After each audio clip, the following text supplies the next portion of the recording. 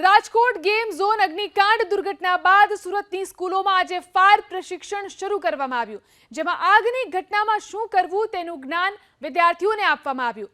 ક્લાસરૂમમાં વિદ્યાર્થીઓને fire extinguisher કઈ રીતે ચલાવવું તે શીખવાડવામાં આવ્યું। દરેક શાળામાં આ રીતે પ્રશિક્ષણ આપવામાં આવે તેવી વિદ્યાર્થીઓએ રજૂઆત કરી। રાજકોટ અગ્નિકાંડ બાદ તમામ શહેરોની અંદર જે સીલિંગની કામગીરી છે તે જ કરવામાં આવી છે। સ્કૂલો પણ સીલ કરાઈ છે। ત્યારે એબીપી અસ્મિતાની ટીમ આવી છે રિયાલિટી ચેક કરવા, ફાયર સિસ્ટમ કયા પ્રકારે છે। આ દ્રશ્ય તમે જોઈ શકો છો। સુરતના અડાજણ વિસ્તારમાં આવેલ સ્કૂલ છે, ત્યાં ફાયર સિસ્ટમ છે રાખવામાં આવી છે અને તમામ ક્લાસની નજીક છે એ ફાયર એક્સ્ટિંગ્વિશરની વ્યવસ્થા પણ કરવામાં આવી છે। આ પ્રમાણે જ્યારે લાલ આગ કરવામાં આવી હોય છે ત્યારે તમામ સ્કૂલોએ આ પ્રમાણે વ્યવસ્થાઓ કરવાની તાતી જરૂરિયાત હોય છે। ત્યારે રિયાલિટી ચેક કરવામાં આવી રહી છે કે કયા પ્રકારે પ્રશિક્ષણ છે એ આપવામાં આવી રહ્યું છે। આ તસવીરો તમે જોઈ શકો છો।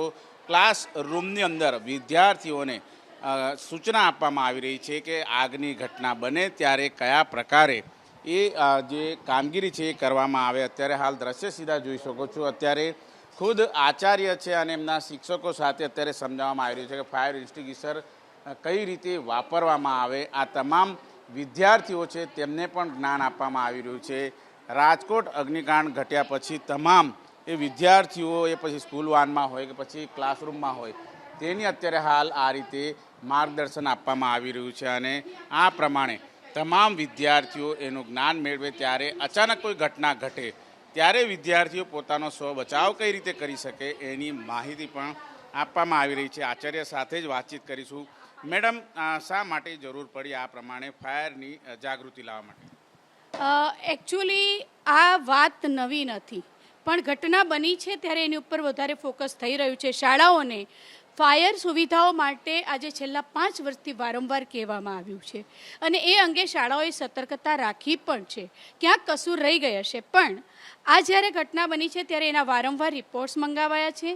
અમારે ત્યાં છેલ્લા 5 વર્ષથી આ છે અને એક્સ્ટિંગ્વિશર તો મારા ખ્યાલથી 10 થી 12 વર્ષથી અમે રાખ્યા છે। શાળાઓએ આપણી જવાબદારી છે અને જ્યારે કોઈ અનિચ્છનીય આવી ઘટના બને ત્યારે બાળકો ગભરાઈ ન જાય, શિક્ષકો ગભરાય, સ્ટાફ ગભરાઈ ન જાય, દરેકને એની તાલીમ આપવામાં આવી છે કે એક્સ્ટિંગ્વિશરનો ઉપયોગ કઈ રીતે કરવો અને જે સિસ્ટમ પાઇપ સિસ્ટમ આખી છે મોટર સાથે અટેચ એનો ઉપયોગ કઈ રીતે કરવો।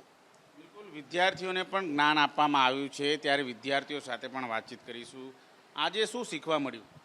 આજે ઘણું બધું નવું શીખવા મળ્યું છે અને એ સારું શીખવા મળ્યું છે કારણ કે આપણી જ સેફટી માટે છે અને બહુ સારી રીતે મેડમે શીખવાડ્યું કે કઈ રીતે આપણે એનો વપરાશ કરો જેનાથી આપણે આપણો બચાવ કરી શકીએ અને બીજા બધાનો કરી શકીએ।